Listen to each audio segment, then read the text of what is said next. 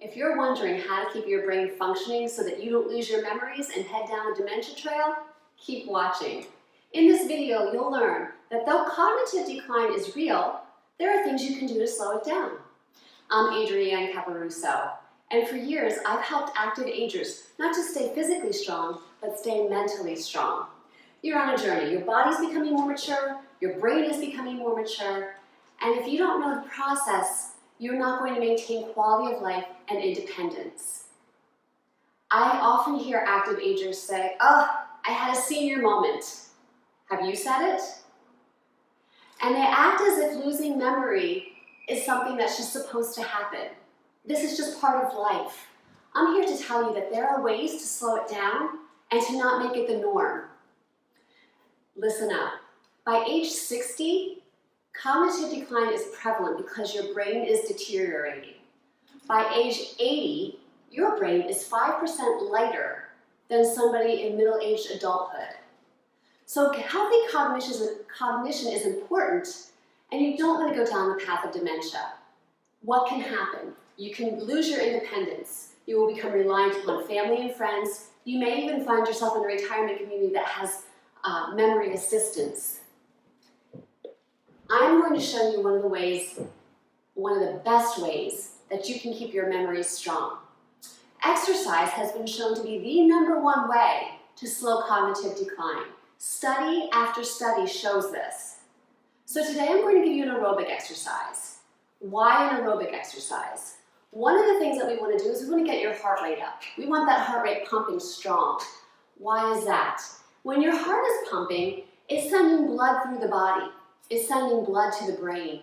And when your heart rate gets up, it creates new blood vessels, sending more blood to the brain, which keeps the brain functioning at a higher level. So let's start with a very basic aerobic exercise that you have probably done many times and probably started doing it in elementary school. The jumping jack. It looks like this. Now, if you say, "Adrienne, I had a shoulder replacement, my rotator bothers me, I have hip replacement, I had knee replacements, I can't jump like that. I can't get my arms above my head like that." It's totally cool. What do? If you can move your lower body well, you can take your arms to here if the shoulders are a problem. If the lower body is an issue and not jumping, it upsets the hips, the knees, the bladder even, you can step it. This is a lower impact version of a jumping jack. The one thing that I want to make sure that you do is get your heart rate up. So when you're doing a jack like that, you might be moving a little bit quicker to get your heart rate up, right? There's something called the rate of perceived exertion. It's a scale from 1 to 10, 1 being very easy, 10 being, "Oh, I'm so fatigued I can't move." I want you somewhere between a 6 and an 8. When you feel that fatigue and you feel a little bit out of breath and you feel like you're doing something hard, but not so hard that you can't move, not so hard that you're fatigued where you just want to lay down, you want to be between a 6 and an 8. So when you're doing that, if you're doing the modification, just move quickly enough to get the heart rate up. Now, of course, with anything that I direct you to do, check with your doctor first. I don't want anybody being injured. I don't want anybody having any major health issues. If you're healthy and your doctor said you're healthy, go ahead and give this a try, okay? Why is this important? Well, like I said, the blood flowing to the brain, but remember the brain has many different parts, right? So there are different modalities. I gave you one exercise here, but there are many things that you can do to enhance the brain, many different activities, not just aerobic activities, but because the brain consists of 5 different parts, different modalities, different ways of moving the body affect different parts of the brain. So for instance, playing tennis or pickleball would impact the brain differently than playing something like bocce ball.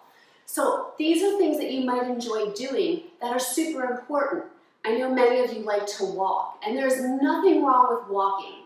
But if you're going to walk, I want that heart rate up. And I also don't want walking to be the only thing that you do. You need to challenge the brain. You need to step outside of your comfort zone perhaps so that your brain has to work a little bit harder, so that it's not as comfortable with everything. There are things that, such as processing speed, that are important for your brain. So when you have to do different things, how you process it and the speed at which you process it becomes very important. If you want to learn more about cognitive decline, how to prevent it, reach out to me. Touch base with me and I will talk with you about the things that you can do. Thank you for allowing me to make this video for you today. More videos coming your way in order to keep you healthy and giving you the best quality of life so that you can remain independent.